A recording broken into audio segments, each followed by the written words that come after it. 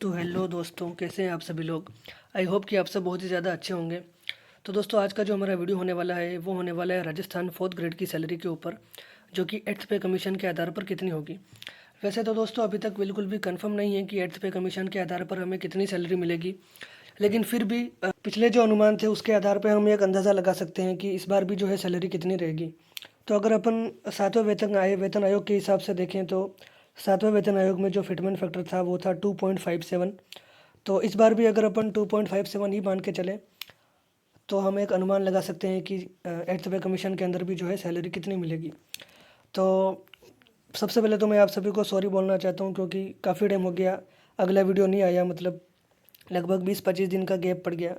तो मुझे कुछ फैमिली में कुछ काम वगैरह था, तो इसलिए जो है मैं वीडियो नहीं बना पा रहा था, लेकिन आज जो है मैंने टाइम निकाल के वीडियो बनाया है। तो सबसे पहले अगर अपन बात करें तो आप सभी का स्वागत है प्रेप विद राकेश के अंदर। आप इस चैनल को ज़रूर सब्सक्राइब करें और बेल आइकन को भी दबाएं। तो अगर अपन सैलरी में आगे बढ़ें तो अगर अपन सेवन्थ पे कमीशन के हिसाब से ही चले तो अभी की क्या कंडीशन है। तो अभी जैसे ही आपकी ज्वाइनिंग हो जाएगी, जैसे अभी जो 2 गुना का जो डीवी है वो लगभग ऑलमोस्ट कंप्लीट हो ही गया है। लगभग सारे मंडलों के अंदर जो है डीवी कंप्लीट हो चुका है। किसी किसी मंडल में तो जो अनुपस्थित थे उनको भी दूसरी बार और तीसरी बार भी मौका दिया जा चुका है। यानी कि लगभग अब 15 तारीख के आसपास तक मैक्स टू मैक्स जो है सारा का सारा डेटा शिक्षा विभाग की तरफ से आरएसएसबी बोर्ड को वापस चला जाएगा। अब बस खाली एक ही काम में थोड़ी सी देरी हो रही है, जो कि है कि जो पीएच कैंडिडेट हैं और जो स्पोर्ट्स कोटा के जो कैंडिडेट हैं उनका जो मेडिकल है या फिर उनके जो सर्टिफिकेट है उनको जो है अच्छे से देखा जा रहा है। तो उसमें ज़रूर थोड़ा सा टाइम लग सकता है। हालांकि कितना लगेगा ये अभी कंफर्म नहीं कह सकते, उसके बारे में अपन अलग से बात करेंगे। अभी अगर अपन सैलरी की बात करें तो सेवन्थ पे कमीशन के हिसाब से आपको प्रोबेशन में कितनी सैलरी मिलेगी ये मैंने आपको पहले भी बताया था पिछले वाले वीडियो में। तो वो जो आपकी सैलरी होगी वो होगी 12,400 रुपये, या फिर अगर अपन 200 रुपये ऐड कर दे तो 12,600 भी कह सकते हो। क्यों? क्योंकि पहले जो थे वो आप पे लेवल 1 के अंदर आते थे फोर्थ ग्रेड वाले, और अब जो है राजस्थान सरकार ने पे लेवल 1 को ख़त्म कर दिया है और शुरुआत जो है वो डायरेक्ट पे लेवल 2 से की है। तो पे लेवल 1 का जो बेसिक पे होता है वो होता है 17,700 रुपये, और पे लेवल 2 का जो बेसिक पे होता है वो होता है 17,900 रुपये। तो उस आधार पे जो है अपन ये कह सकते हैं कि इस बार जो है आप 200 रुपये ऐड कर दो तो 12,400 की जगह जो है 12,600 रुपये हो जाएंगे। तो अगर आप 12,600 रुपये जो है वो आपको प्रोबेशन में मिलेंगे, लेकिन इसके अंदर भी कटौतियाँ होंगी। जैसे सबसे पहले तो जीपीएफ कटौती होगी, जो कि लगभग 700 रुपये के आसपास रहेगी। फिर आरजीएचएस कटौती की बात करें तो वो 265 रुपये जो है वो प्रोबेशन में कटेंगे। तो इन दोनों को मिला के 965 रुपये जो है आपके वो प्रोबेशन में कटेंगे, यानी कि आपके डिडक्शंस होंगे, यानी कि आपके डिडक्शंस होंगे। तो आफ्टर डिडक्शन जो आपकी सैलरी लेने वाली है, अगर अपन उसकी बात करें तो वो लगभग 11,635 रुपये जो है आपको इन हैंड मिलेंगे सेवन्थ पे कमीशन के हिसाब से। हो सकता है 200-400 रुपये का डिफरेंस आ सकता है, या तो ज़्यादा या फिर कम, उतना आप समझ सकते हो। लेकिन हाँ, इन ऑन एवरेज लगभग 11,500 के आसपास जो है आपको मिलेंगे। तो ये देखा जाए तो कम है वैसे, बहुत ज़्यादा तो नहीं है। सिर्फ और सिर्फ इससे आप खर्चा पानी चला सकते हो, उससे ज़्यादा तो क्या ही करोगे। और मान लो आपको सचिवालय में पोस्टिंग मिल गई या फिर आरपीएससी के अंदर पोस्टिंग मिल गई, जो कि एक तरह से फोर्थ ग्रेड वालों का भी मान के चलो कि सबका पहला टारगेट वही है एक तरह से। आपने जब फॉर्म भरा था तो मैं मतलब कंफर्म कह सकता हूँ कि 99% लोगों ने फर्स्ट प्रायोरिटी पर सचिवालय को ही भरा होगा, जो कि जयपुर के अंदर है, या फिर आरपीएससी को भरा होगा सेकंड नंबर पे। तो वहाँ पर अगर अपन देखें विशेष रूप से जयपुर के खर्चों की, तो आई डोंट थिंक कि 11,500 कोई बहुत ज़्यादा होते हैं। बट ठीक है, फिर भी आप चलो आपका खर्चा तो निकाल ही पाओगे, तो वो एक पॉइंट है। बाकी बाकी अगर अपन और आगे देखें तो ये तो हो गई आपकी सातवें वेतन आयोग के हिसाब से। अब अपन एट्थ पे कमीशन के हिसाब से चलते हैं। तो एट्थ पे कमीशन में जो है सबसे पहले अपन सैलरी को देखें तो इसमें अपन प्रोबेशन में कितनी मिलेगी वो बाद में देखेंगे। सबसे पहले अपन ये देखते हैं कि आपको जो है ओवरऑल जो है आपको सैलरी कितनी मिलेगी। तो अगर अपन बात करें एट्थ पे कमीशन के हिसाब से, तो वैसे तो कंफर्म नहीं है अभी। हो सकता है 1.92 लगे, हो सकता है 2.57 ही लग जाए, जो कि 2017 के अंदर लगा था। जो सेवन्थ पे कमीशन था आपका उसमें लगा था। सेवन्थ पे कमीशन में भी जो है 2.57 ही लगा था। तो इसलिए अपन ने जो है वापस 2.57 से ही जो है अनुमान लगाने की कोशिश की है। बाकी अभी एक न्यूज़ आ रही थी, उसके आधार पे तो 3.8 भी लगने का विचार चल रहा है, बट वो अब अपन कंफर्म नहीं कह सकते कि उतना लगता है नहीं लगता है। अगर उतना सच में लग जाता है फिर तो समझ लो कि सैलरी में बहुत ज़्यादा जो है वो इम्प्रूवमेंट हो जाएगा।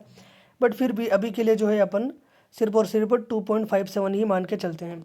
तो अगर अपन 2.57 जो है वो सैलरी को मान के चलें तो पहली बात तो ये कि आपका जो बेसिक पे है अब वो हो गया है L1 से जो है आप L2 में चले गए हो, तो जो आपका बेसिक पे है अब वो हो चुका है 17,900 रुपये। पहले जो बेसिक पे था वो था 17,700 रुपये, लेकिन इस बार जो आपका बेसिक पे है अब से जो है 17,900 रुपये जो है वो आपका बेसिक पे रहेगा 7th पे कमीशन के हिसाब से। तो जो बेसिक पे होता है उसको फिटमेंट फैक्टर से मल्टीप्लाई किया जाता है। तो अगर अपन फिटमेंट फैक्टर 2.57 मान के चले तो इसको मल्टीप्लाई करने पर जो आपके पास आंसर आता है वो आता है 46,003 रुपये। आप अप्रोक्सीमेट 46,000 रुपये मान के चल सकते हो, जो कि देखा जाए तो बहुत ज़्यादा है। अगर अपन पिछली वाली सैलरी से अगर तुलना करें तो अगर डाई जो है वो फिटमेंट फैक्टर लग जाता है तो सच में आपको काफ़ी ज़्यादा जो है अच्छी सैलरी देखने को मिलेगी।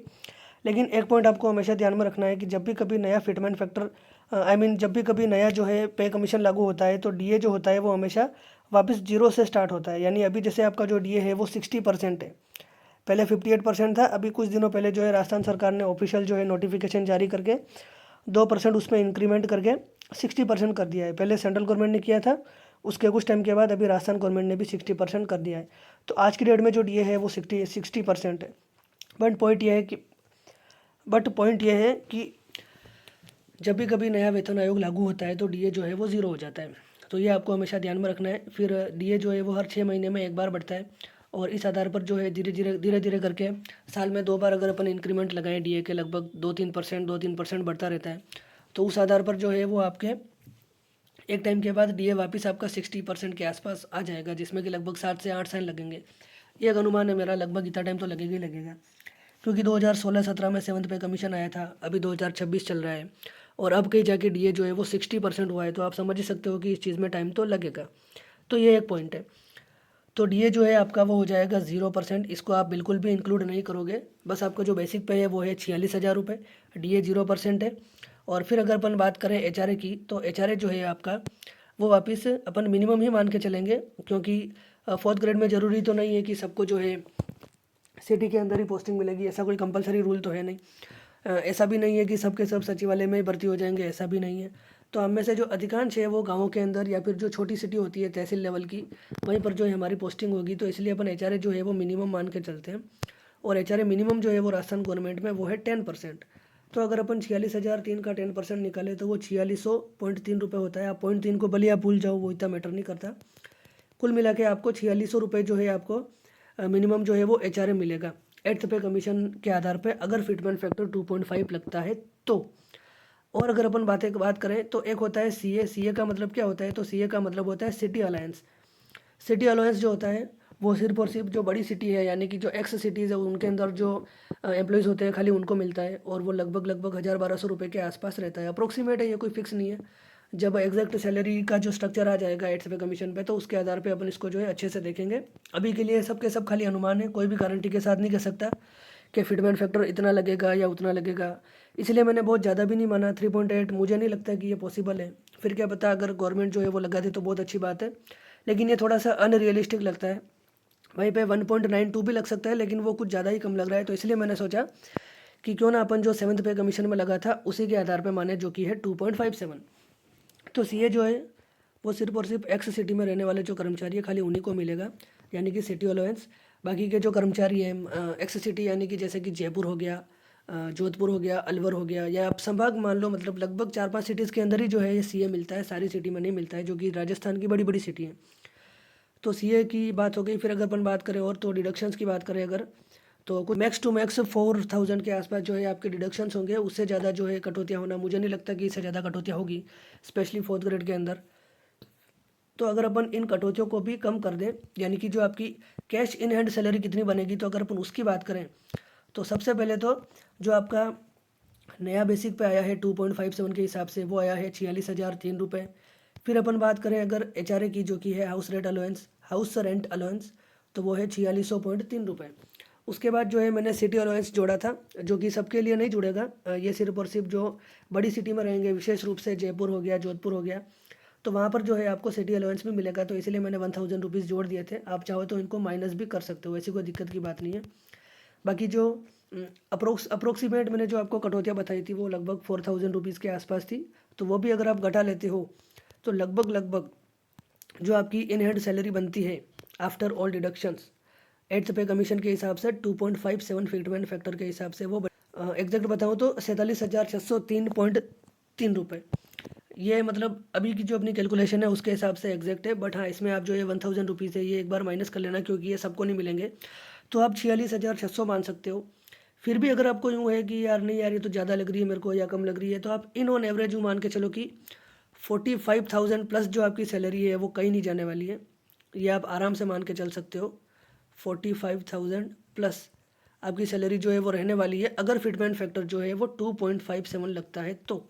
ये आप जो है आपके दिमाग में रख सकते हो, इतनी सैलरी आपको आसानी से मिलेगी सारे के सारे डिडक्शंस करने के बाद। तो देखा जाए तो ये काफ़ी ज़्यादा एक अच्छा सैलरी स्ट्रक्चर है। और अगर सच में फिटमेंट फैक्टर 2.57 ही लगता है तो देखा जाए तो ये काफ़ी ज़्यादा एक अच्छी सैलरी देखने को मिलेगी फोर्थ ग्रेड के जो कर्मचारी हैं उनको भी। और इससे जो बड़े जो कर्मचारी हैं जैसे कि 2400 ग्रेड पे वाले, 2800 ग्रेड पे वाले, 3600 वाले या फिर 4200 ग्रेड पे वाले, तो उनकी तो सैलरी सच में बहुत ज़्यादा अच्छी होने वाली है। अब अपन बात करें कि ये तो चलो ठीक है कि जब अपना प्रोबेशन कंप्लीट हो जाएगा, मतलब आप जॉब ज्वाइन करोगे उसके 2 साल के बाद जो है आपको ये पूरी की पूरी सैलरी देखने को मिलेगी। लेकिन क्या प्रोबेशन पीरियड में भी जो है 8th पे कमीशन लगने के बाद भी वही 12,400 रुपये मिलेंगे क्या? तो ऐसा बिल्कुल भी नहीं है। जब भी कभी नया वेतन आयोग लगता है तो उसमें जो है प्रोबेशन में भी जो है आपकी सैलरी जो है वो बढ़ जाती है। वो कैसे बढ़ती है? तो जो प्रोबेशन में सैलरी मिलती है वो बेसिक पे का 70% होती है। बेसिक पे का जो 70% होती है वो होती है प्रोबेशन की सैलरी। तो अपन ने अभी चेक कर लिया था जो कि था ये कि 2.57 के हिसाब से जो आपका बेसिक पे आ रहा था वो आ रहा था 46,003 रुपये। तो अगर अपन उसके आधार पे देखें, उसके आधार पे अगर अपन देखें तो बेसिक पे का जो 70% है वो आपके बन के आता है लगभग 32,000 रुपये के आसपास। अगर मैं आपको एग्जैक्ट बताऊं तो 32,202 रुपये जो है वो आपका बेसिक पे का 70% बन के आ रहा है। हालांकि इसमें भी कुछ कटौतियाँ होगी, जैसे एक तो GPF कटौती होती है जो कि लगभग 1,000-1,200 रुपये के आसपास रहेगी, अप्रोक्सीमेट है, अभी अपन एग्जैक्ट नहीं कह सकते। फिर आपकी RGHS कटौती भी होगी जो कि 265 रुपये होती है वैसे तो प्रोबेशन में, लेकिन क्या पता जैसे प्रोबेशन में आपकी सैलरी बढ़ रही है तो क्या पता आपको जो है RGHS में भी 100-200 रुपये जो है कटौती के अंदर बढ़ोतरी देखने को मिले। तो ये आप मान के चल सकते हो। तो लगभग सारे के सारे डिडक्शंस के बाद में जो आपकी सैलरी बन के आती है, आई मीन 32,202 में से आप 1,200 कटा दो, फिर आप 400 रुपये भी और कटा देते हो, लगभग 400 रुपये है, ये एग्जैक्ट नहीं है RGHS के, तो आपको जो है 30,602 रुपये जो है वो आपकी सैलरी बनेगी। तो आप अप्रोक्सीमेट जो है अगर 100-500 रुपये कम ज़्यादा भी करके चलो तब भी जो है आपको 30,000 रुपीज़ जो है वो आराम से सैलरी देखने को मिलेगी आफ्टर ऑल डिडक्शंस, और वो भी प्रोबेशन पीरियड के अंदर 8th पे कमीशन लागू होने के बाद कह रहा हूँ मैं। और अगर आप ये सोच रहे हो कि अभी तो ये सब हवाई बातें हैं, क्या पता 8th पे कमीशन लगे भी कि नहीं, क्या पता बहुत ज़्यादा टाइम क्या पता बहुत टाइम बाद लगे, तो ऐसा भी नहीं है, क्योंकि 8th पे कमीशन लगने में बहुत ज़्यादा टाइम नहीं रहा है। आए दिन जो है न्यूज़ आ रही है कि इतना लगेगा, 3.8 भी लगने की बातें चल रही थी अभी कुछ टाइम पहले।